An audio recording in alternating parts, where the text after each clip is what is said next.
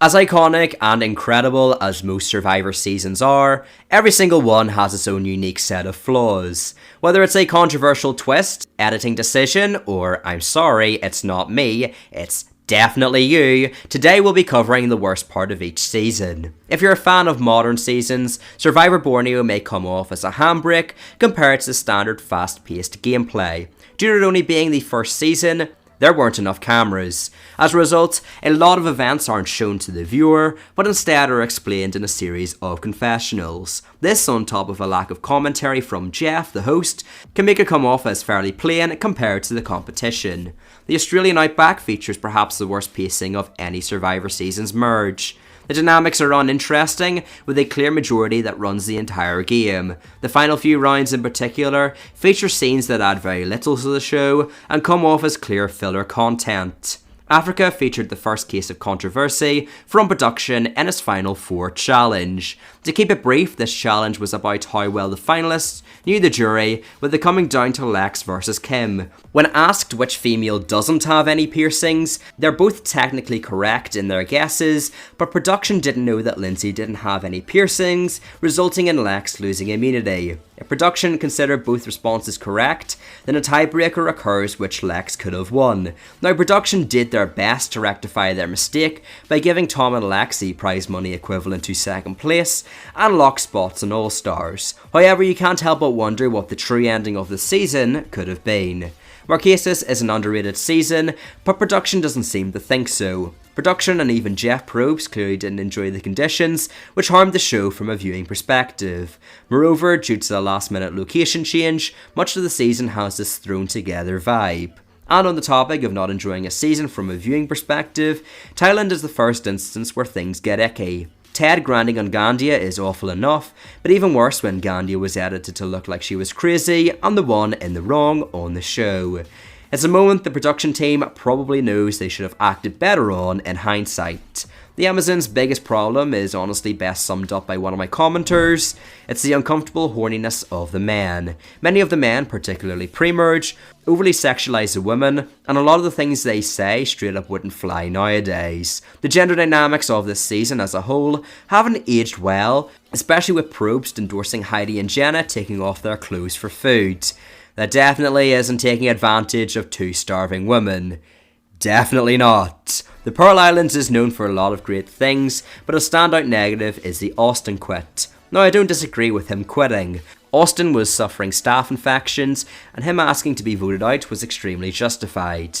But do you know who disagreed with it? Jeff. Jeff called Austin a quitter and was unnecessarily pissed at him. Considering most contestants have quit for far less, with less anger from Jeff, it can be an uncomfortable viewing experience on the rewatch. All Stars is a very dark season, with it being clear that very few contestants actually enjoyed the experience. There's the irresponsible way production handled the Jenna quit, Rich rubbing against Sue naked only to be followed by clips of Big Tom singing that she's the Wicked Witch, and Rob's betrayal of Lex, breaking their friendship to this day. No wonder Jeff almost quit after this season. In a juxtaposition to Season 2, Vanuatu's endgame is enjoyable TV, but everything pre-merge is slow. The brutes are predictable, with individuals on the bottom being simply picked off, and outside of Twyla's arguing with a few individuals, there isn't too much notable conflict. One of the most unfair twists comes from the schoolyard pick in Palau. Wanda and Jonathan were eliminated only 24 hours into the game, without ever attending a tribal council, due to being the last one picked for new tribes. I go more in depth in my video about the worst twists on Survivor, but just know it's a twist you shouldn't be shocked hasn't returned. The Guatemala cast is only 6 to 7 memorable individuals in its entire cast. Even its winner in Danny intentionally hid her strategy from the producers in the confessional booth. The cast definitely has its hidden gems, but is perhaps considered the most forgettable season by casual fans, as well as Survivor production. Panama's biggest issue surprisingly comes from the beginning. It's a 1-hour episode with tribes of 4. This presents a variety of issues, such as each tribe initially not getting much screen time, plus the voting options are so small, it was always going to come down to a 3-1 vote. This twist also was largely pointless, as it lasted for a single episode, and then ended in lieu of the tribe swap. And don't get me started on putting 32-year-olds on the old woman tribe. The Cook Islands features a twist so controversial it's still talked about to this day, over 16 years later. The note in a bottle twist forced the losing tribe to immediately vote out another contestant. Some have accused the show of introducing this twist last minute to greatly help the underdog I2 tribe. But even if you don't think this twist was staged and believe this twist would have naturally happened, then if I2 lost, they're literally down to 2 people. So I'm cool with never seeing the twist again. Something that isn't quite as cool is giving one tribe everything. Giving one tribe everything, including a toilet seat, I'll say it again, a toilet seat, while giving the other nothing, and expecting anything other than a complete steamroll is mind-boggling. This haves versus have-nots twist pretty much dictated what tribe would win immunity. In fact, it was so ridiculous that even Jeff Probst publicly hates the twist. While there were a lot of small things people picked out, the most consistent critique of China was the tribe swap. This came in form of the Warriors twist, which allowed the opposing tribes to pick 2 people from each tribe and essentially forced them into the minority. It did create an interesting storyline between James and Todd, but ultimately it's a big negative. Micronesia is a strong season, but you can't help but wish a lot more of the eliminations happened. Kathy quit the game, and the 2 medevacs of fan favourites Penner and James really stung. Even Chet essentially quitting is now being revealed to be an ultimatum by Survivor production. He was either voted out of that tribal, or he would be medically evacuated shortly after it. Needless to say, these circumstances harmed the pacing of the show.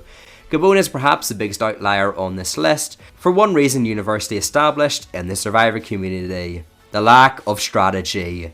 Well, there may have been strategy, but it wasn't good strategy. Many contestants said whatever they wanted or made moves simply on a whim without much thought. Tocantins, on the other hand, has a pretty non-eventful pre-merge. Most of the boots aren't notable outside of Sandy, and instances like the Exile alliance turned out to amount to literally nothing. Samoa is a season completely dominated by one individual, Russell Hantz. Survivor production used this season to hype up his return in Heroes vs Villains, at the cost of everything else. Now, some may love Russell's storyline and how much time he got to explain his moves, but whether you love or hate Russell, you have to admit it would be nice to know the storylines of other contestants. As a result, most of them just felt like idle pawns, waiting to be picked off by the soon-to-be twice runner-up. Heroes vs Villains is a fan favourite season, but the first 3 rounds may leave you wanting a little bit more. The boots are predictable, and a secondary boot isn't properly established for these rounds. While the Sari boot and on is incredible TV, many fans may be left disappointed as everything is kept to the status quo. A textbook example of how to kill the momentum of a season comes from Nicaragua premiering the double quit. Nyonka and Purple Quelly both left the game, denying 2 rounds of gameplay, plus they ended up on the jury bench. Need I say any more? Redemption Island might as well have been called Rob Island, because the Boston boy was on top from beginning, middle and end of the game. He never faced much resistance, and for many fans it was annoying watching the Natalie Tanarellis or Philip Shepherds of the world follow him into oblivion. On a similar note, many feel the same about the Apolu family in South Pacific.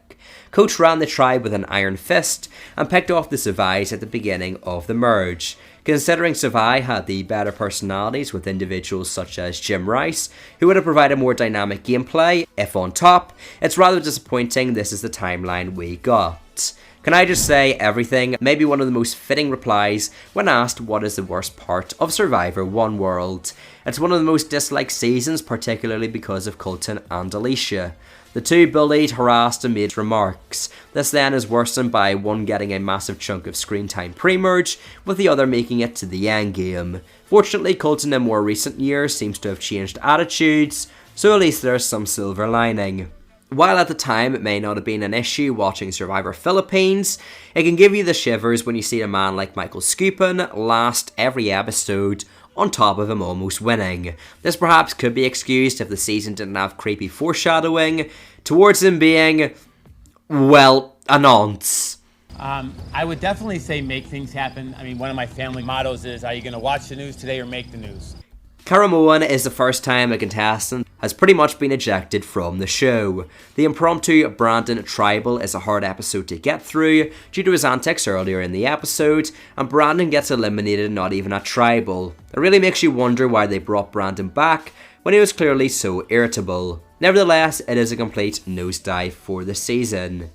Similar to Palau, the double boot, only a quarter of the way into the first episode, is a massive flaw of blood versus water. Now it isn't as bad because at least Rupert and Candace are at least put into Redemption Island, rather than the two being auto-eliminated. With that said, it was a terrible twist that screwed Candace over due to her being a last minute replacement alongside her husband John. Cagayan is a beloved season, but many feel that Lindsay's quit is the lowest point of the season. It's upsetting to see a contestant, specifically picked to be on the show, quit after the first signs of things not going her way. It's weird that she says she's quitting so she won't physically assault someone, and the worst thing is that out of all the quits, this is the one Jeff is most supportive of. San Juan Del Sur is the last season to feature the Touchy Subjects Challenge. This was a competition where people would answer truths about each other, and if you were correct, you can make an opposing contestant lose a life. Lose enough lives and you're out. Much like other seasons, the season 29 contestants played to eliminate all of the majority, and then tried deciding who should win the reward out of those left. Jeff didn't like this, causing a bit of a hypocritical moment where he stopped the challenge and awarded Missy as the winner, even though this was a strategy we've seen many times before. For such an iconic challenge, it's a shame to see Touchy Subjects end here on such a bitter note. Worlds Apart is unfortunately a season shrouded in darkness due to Will and Dan's bullying of Shireen on top of Rodney's controversial takes on women. As one of my commenters noted, there are entertaining villains and then there are bullies. Cambodia is a very fast-paced season but can't be considered too fast-paced. This is particularly seen pre-merge, where Cambodia had an insane 3 swaps across only 7 rounds. At this stage it becomes overkill, where practically every other round the viewer has to learn the entirely new tribe dynamics. After a while it is exhausting and definitely detracts from the pre-merge experience. Individuals when watching Survivor Kaoh Rong felt Scott and Jason's treatment of Alicia got out of hand and went into bullying territory. This was then only outperformed by them sabotaging the merge camp. While being a villain is fine, these antics felt a bit below the belt to many and harmed the overall season. Millennials vs Generation X is mainly harmed by its theme. Now I don't mind seeing 2 generations clash, tribe versus tribe, but it's the way production pushes it. Jeff had many moments where he would tie in generational differences, such as the difference in the way people text, or the millennials being lazy. It makes the rivalry feel a bit more over the top and forced, rather than just letting the contestants create their own drama. Gamechangers has a lot of flaws, but the standout moment is Jeff Varner outing Zeke. It was extremely uncomfortable, and it doesn't get any better on a rewatch. Picking out an individual and then trying to tie it into deception is a situation many fans justifiably became upset about. Triple H gets the triple hate for the forced fire-making challenge. If it were to be introduced, it should have been announced as a twist, either at the marooning or merge of the season. It's a massive punch in the gut for production to hide the twist and provide the info as a quote-unquote advantage for Chrissy after winning the Final Four challenge. Ben seems like a great guy, but his run was completely dependent on good fortune, and the surprise fire-making twist is the most egregious of those examples. Ghost Island is a season with Dominic and Wendell completely dominating the season. Very few individuals outside of the duo got an actual storyline, and have frustrated fans to see Laurel continuously saying she needed to make a move, only to never make a move. If you're looking for dynamic gameplay, this is not the season. The worst thing about Survivor David vs Goliath is that it ended. Well, I got that comment quite a bit, and I don't disagree. However, that answer won't suffice, so instead we're going to focus on the newly added idol nullifier. While you may dislike Dan as a TV presence, it goes against the integrity of the show to have an advantage that guarantees your safety, only for it to no longer work. Considering this is one of the most controversial twists, it stinks to see it introduced on an otherwise stellar season. Season 38's main flaw is the Edge of Extinction concept. While the Merge Returnee challenge wasn't the best, it's the final 6 where people find major issues. Contestants eliminated before the merge could skip ahead to the final 6 with an idol. In the season, we saw this play out as a third boot in Chris re-entered the game after missing 70% of it and went on to win. And now onto Island of the Idols. I wonder what this one could be. Dan Spilo, one of the 20 contestants on this season, touched many female contestants inappropriately. It was an awful situation with the likes of Kelly feeling powerless, Dan refusing to take accountability, Missy and Elizabeth using the situation to their advantage, and production only actually ejected Dan at the final 6, despite issues being raised most notably at the final 13, and their only response was a generic personal space talk. On the topic of boots, let's get on to the unfortunate boot order in Winners at War.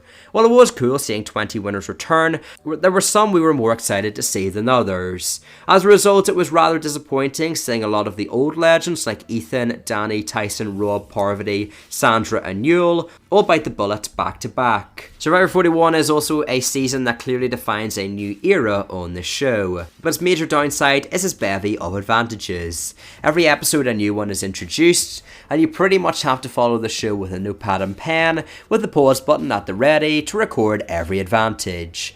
Otherwise, you will definitely forget some. 42 is a season that split the fan base on many occasions, but something collectively people seem to agree on is a Jackson ejection. Jackson lied to production about the medication he was taking and had to be removed from the game almost instantly. It makes you question, firstly, how production couldn't have found this out before giving him the green light to go onto the big screens. Moreover, you have to feel bad for all the contestants that applied for the show and failed, only for Jackson to take their spot, where he was almost immediately removed. While the editing of the modern era has been shaky at best, 43 is where things become noticeably a big concern for the season. It feels like too much time is focused on challenges or events, and very few relationships feel important. Essentially, production prioritised many bells and whistles over what made Survivor so fun in the first place. Seeing people bond in this new landscape. Last but not least is the most recent season on this list, Survivor 44. I've covered this twist on the channel multiple times, but it still has to be the final 11 twist. This took all the negatives of the split tribal and doubled down with all the negatives of the new era. Now we also had extremely small voting options with very few contestants, half the cast receive immunity by drawing the correct buff, and production lied when they said contestants from the winning tribe couldn't impact the vote. It's an absolute dumpster fire of disastrous decisions. Do you agree with the picks, or was there something worse about a season that I didn't bring up? Let me know in the comments below, and hey, if you're down there, that subscribe button needs a little bit of love too. From a video about the worst bits, check out this video where we determine the most entertaining runner-up after 250,000 votes. Nevertheless, have a good day, stay hydrated because it can get very hot, and peace!